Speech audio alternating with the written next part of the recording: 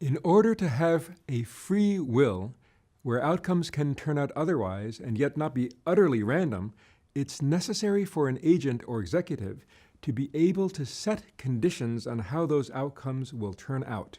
For example, it's necessary to be able to set criteria that have to be met by any possible solution to a problem.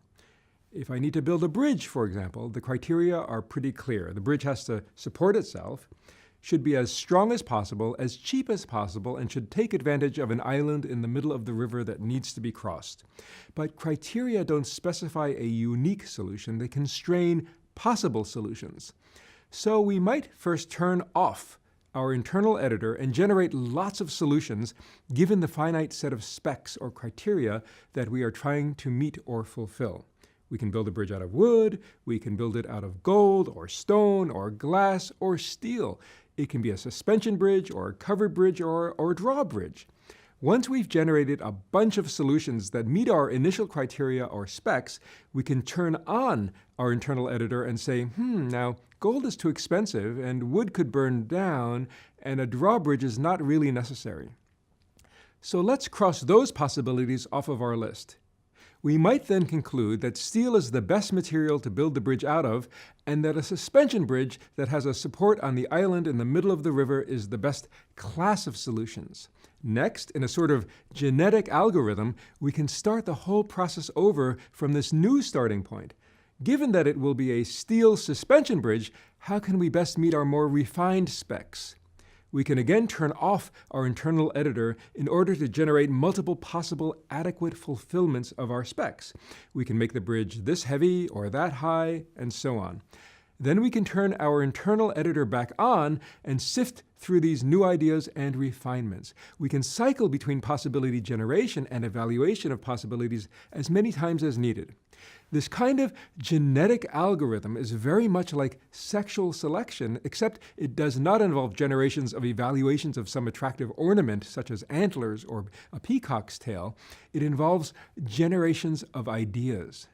There are two stages, one of variability, where we generate many possibilities, and then one of selection, where we select the best possibilities as the seed for the next generation of ideas. Like sexual selection, we can evolve in our minds to an adequate solution to our problem. Note that I said an adequate solution rather than the optimal solution, because there are many possible solutions given any finite set of criteria or specs. It's easy to see how such a genetic process can serve as the main algorithmic engine of creativity in the human mind. We impose selective pressure in our imaginations and evolve toward a solution over generations of ideas before we ever set about changing the world by building a bridge in it, or an airplane, or even just making dinner. So again, in order to have a free will where outcomes can turn out otherwise and yet not be utterly random, it is necessary for an agent to be able to set criteria or specs regarding how those outcomes will turn out. It is therefore necessary to have a neural code in place where such informational criteria can be set up in the core units of information processing, which is, of course, neurons and circuits of neurons.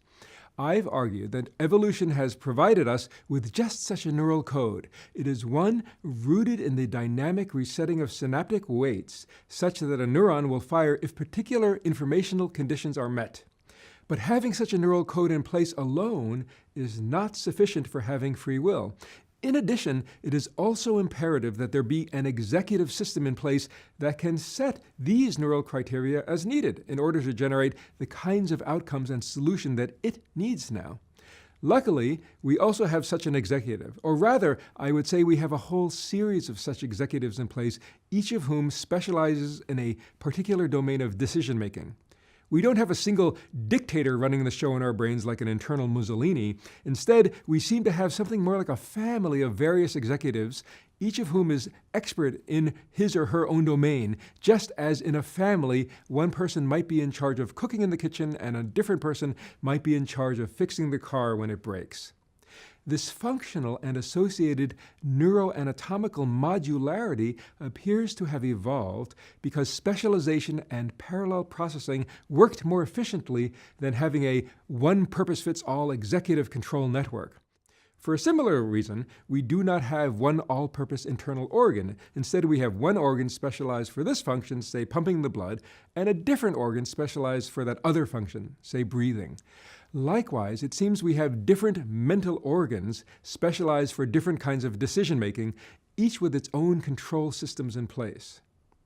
In this section and in the coming sections, I'll review what we know about executive systems that permit volitional control of how bottom-up stimulus information is handled or responded to.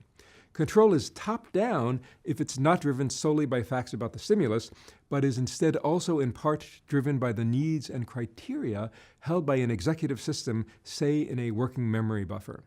Control is volitional if the criteria to be satisfied are flexible and open to change by an executive system for reasons that are its own and no one else's. Again, I'd like to argue that there's a family of such executives in our brain that permit top-down control in various domains.